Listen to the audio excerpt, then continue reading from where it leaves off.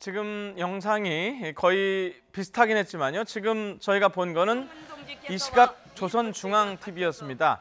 어제 우리 문재인 대통령 내외가 도착하는 장면에서부터 카퍼레이드 그리고 백화원, 영빈관으로 이동해서 환영하는 장면까지 대대적으로 보도를 했습니다. 자, 지금 왕선택 기자가 취재 때문에 나가고요. 대신에 출연자 한 분이 새로 오셨는데요. 이인배 연구원장님, 어서 오십시오. 네, 안녕하세요. 자, 지금 오시자마자 이 시각 조선중앙TV 영상 보셨어요. 저거는 우리나라 카메라 기자들이 촬영한 게 아니고 북한의 조선중앙TV가 촬영해서 이제 어제 뭐 생방송을 했니 안 했니 이런 얘기가 있었는데 생방송을 북한은 하지 않은 것 같고요. 이제 하루가 지난 오늘 보도를 했습니다. 쭉 지켜보셨는데 어떤 느낌이셨어요? 그 생방송의 상당 부분을 다 가지고 와서 했고요. 저 재미난 부분 중에 하나는 그 뒤쪽에 김여정 부부장이 네. 왔다 갔다 하는 게 여전히 저기에도 찍혀 있어서 편집하면서도 여전히 있어서 무지하게 많이 왔다 갔다 했나 보다 그런 생각이 듭니다. 예. 그래서 뭐 생방송을 계속 찍었던 화면 중에서 했던 것이고 사실은 이렇게 김정은 위원장을 이렇게 오랫동안 비추는 것 자체가 굉장히 이례적이고 쉽지 않은 일입니다. 제가 방송 편집하는 과정 속에서 최고 존엄에 대한 이상한 모습이나 나오게 된다면 대단히 위험하고 어렵기 때문에 저걸 편집하고 하는데도 꽤 공을 들이거나 시간이 들었을 텐데도 하루 반 만에 공개됐다는 것은 나름 준비를 잘 하고 김여정의 접근적인 판단이 아니었겠는가라는 생각을 해보게 됩니다. 예. 저는 한 가지 관심 있게 본 게 우리 그 순환공항에서 우리 문재인 대통령이 환호하는 인파들에게 이렇게 답례하는 장면이 있는데 우리 언론에서 이제 폴더 인사라고 이렇게 얘기를 했거든요. 그 부분이 여과 없이 나갔다는 게 아마도 북한에서는 이게 최고 지도자가 인민들에게 그렇게 고개를 숙여서 절하는 법이 없는데 문재인 대통령의 그런 모습이 북한 주민들에게 어떻게 비춰졌을까 이런 궁금증을 좀 갖게 합니다. 예. 조금 전에 이제 북한 이 시각 조선중앙TV 영상이 끊겨서 저희가 잠깐 한국 영상을 켰었는데 지금 다시 조선중앙TV가 관련 영상을 또 내보내고 있습니다. 잠깐 저 음성을 좀 들어볼까요? 상황에 대하여 높이 평가하시고 호상 관심사로 되고 있는 중요한 문제들에 관한 솔직하고 허심탄회한 대화를 나누시었습니다. 회담은 진실하고 호상 니해의 따뜻한 분위기 속에서 진행되었습니다. 예, 지금 이제 조선중앙TV가 이었다 끊었다 하는데요. 자, 그 점 좀 평양 현지 상황이니까요. 좀 시청자 여러분들 양해 좀 해주시고요. 자, 지금 조금 전에 김의겸 청와대 대변인이 평양에서 라이브로 아주 짧지만은 강한 발표를 했어요. 백두산. 굉장히 충격적인 그런 충격적이었습니까? 사실 우리가 예상은 했습니다. 예상이라고 하는 것이 기대라는 의미죠. 그러니까 이게 될 것이다라기보다는 거기도 가능한 범위 안에 있는데 가능한 범위치에서 최고치다 이런 의미로 이제 저희가 예상을 했던 거고요. 네. 아마도 그러니까 우리가 상상할 수 있었던 것 중에서는 가장 충격적인 그런 발표가 나왔다 이렇게 생각을 하시면 될 것 같습니다. 자, 이미 원장님 백두산 가보셨어요? 네, 뭐 북한 쪽에서 가지는 못했고요. 중국을 통해서 뭐 들어가서 천지를 보고 온 경험은 있습니다. 예.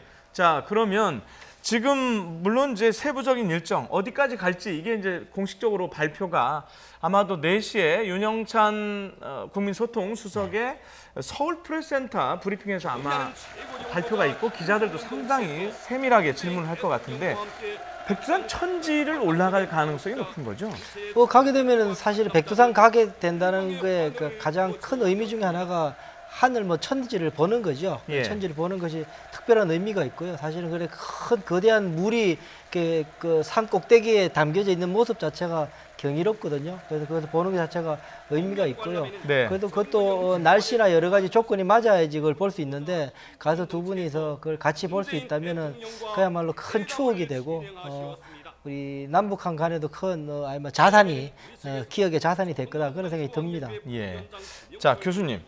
올라간다고 하면 일단 평양에서 삼전공항으로 일단 항공기 이동을 하겠죠? 그렇죠. 그러니까 제가 아까도 이제 그 말씀을 드렸는데 저는 직접 그 코스로 다녀오신 분의 설명을 북한 쪽 코스로? 북한 중국 코스로. 쪽이 아니고? 북한 죄송하지만 또 한번 자세히 제가 설명해 주시죠. 다시 한번 말씀드리겠습니다.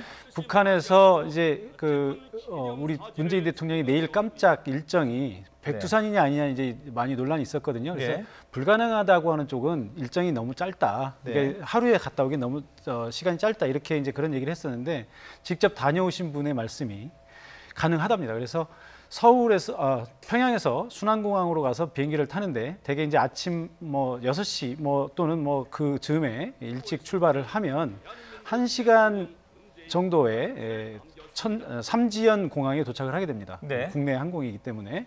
그래서 삼지연 공항에 내려서 거기서 바로 이제 버스 이제 그분은 버스를 탔지만 아마 정상들은 또 다른 교통수단을 이용하게 되겠죠. 그래서 버스를 타고 삼지연 폭포를 관광을 하고요. 이게 한 2시간 이내에 가능하다고 그러고요.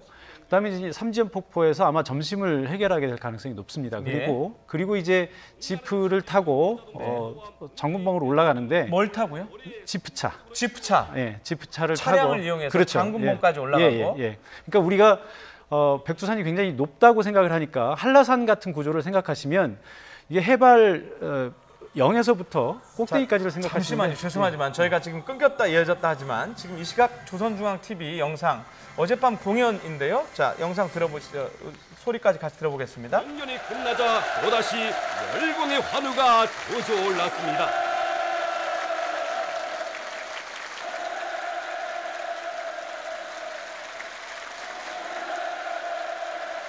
출연자들에게 문재인 대통령과 부인의 명의를 댄 꽃바구니가 전달되었습니다.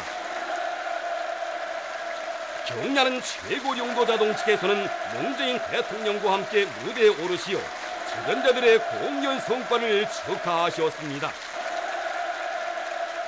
문재인 대통령과 부인은 자기들을 극진히 맞아주고 훌륭한 공연을 마련해 준 데 대하여 깊은 사의를 표시했습니다.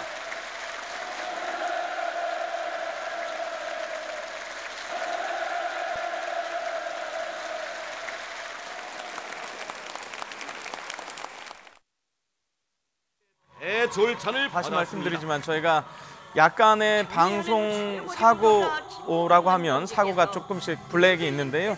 그것을 감수하고라도 지금 보여드리는 것은 현장의 현장에서는 지금 어떤 일이 벌어지고 있는지 그걸 가급적 빨리 그리고 가급적 그 숨소리까지 정확하게 시청자 여러분들한테 전해드린다는 차원에서 이렇게 지금 진행을 하고 있다는 말씀을 드리도록 하겠습니다.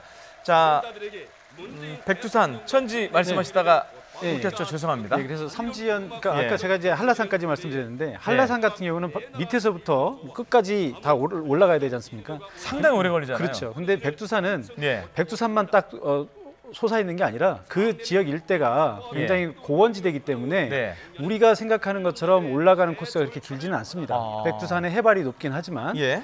그래서 이제 그 집차를 타고 올라가더라도 그렇게 예. 오래 가지는 않고요. 한 예. 30분 제가 볼 때 저도 이제 중국 코스로 갔습니다만 그 중국 코스를 감안하면 한 30분 정도가 되지 않을까. 예. 삼지연 폭포에서.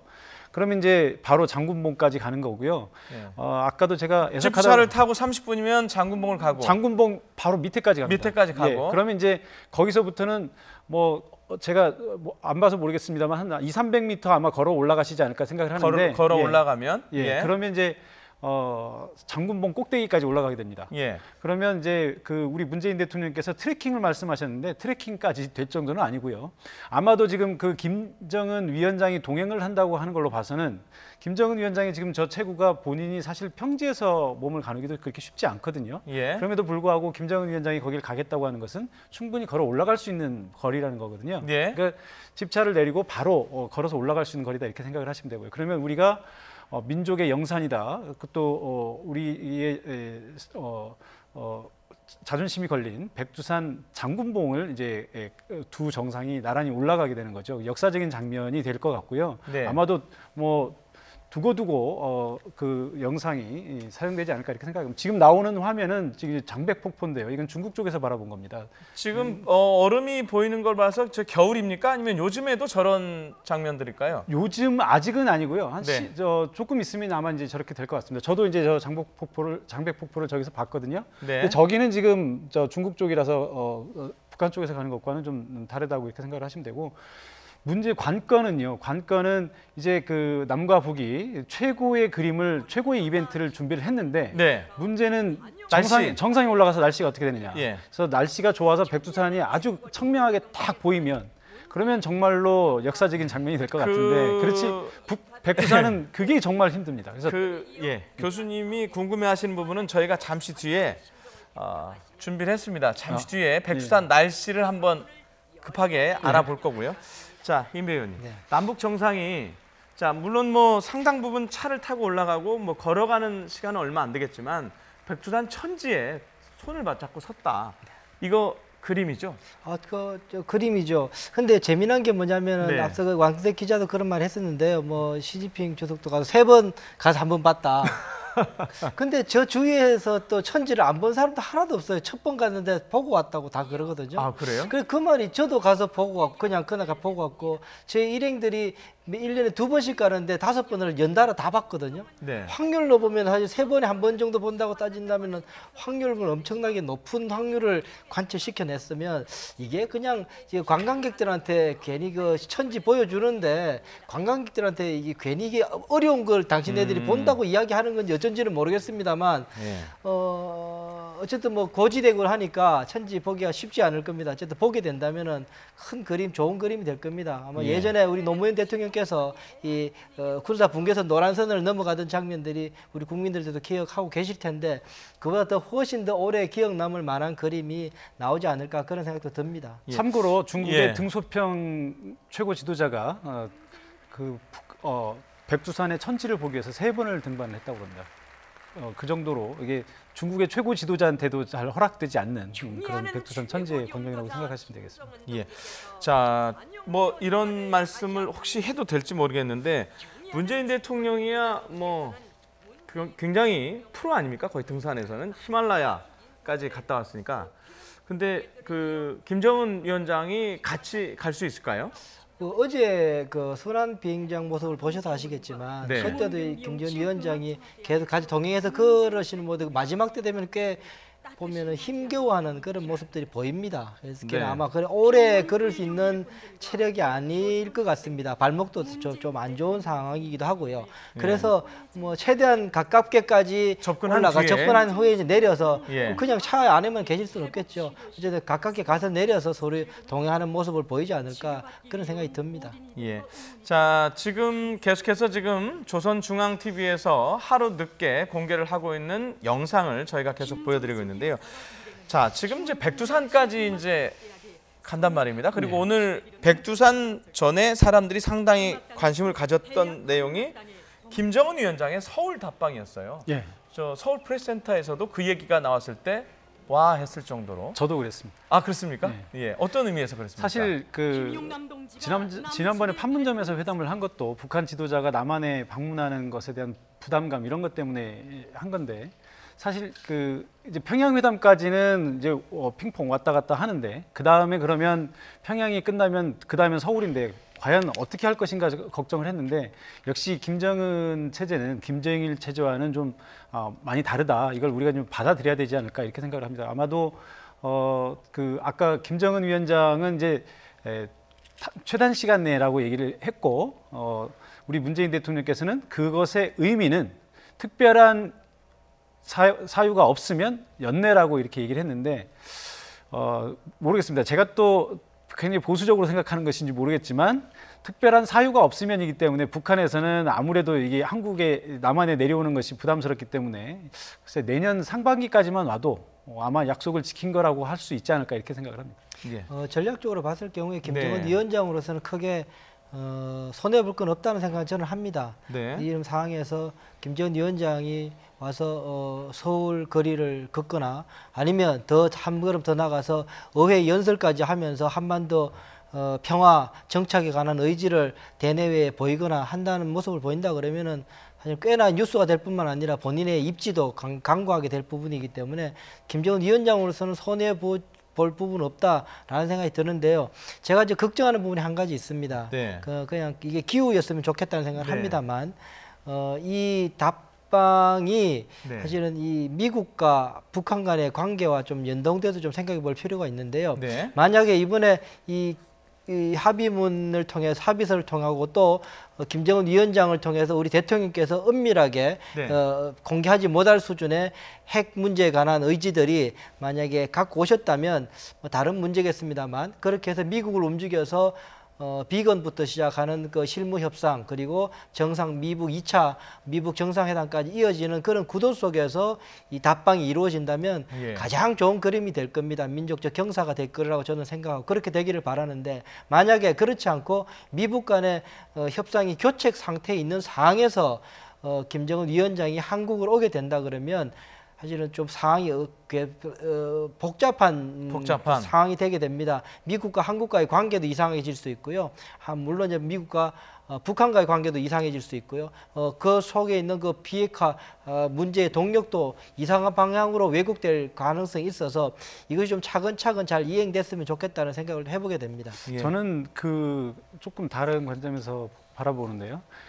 오늘 그 정상회담도 마찬가지지만 평양에 이제 다음에 김정은 위원장이 오게 되는 것도 사전에 조율이 되지 않으면 오지 않을 것이다.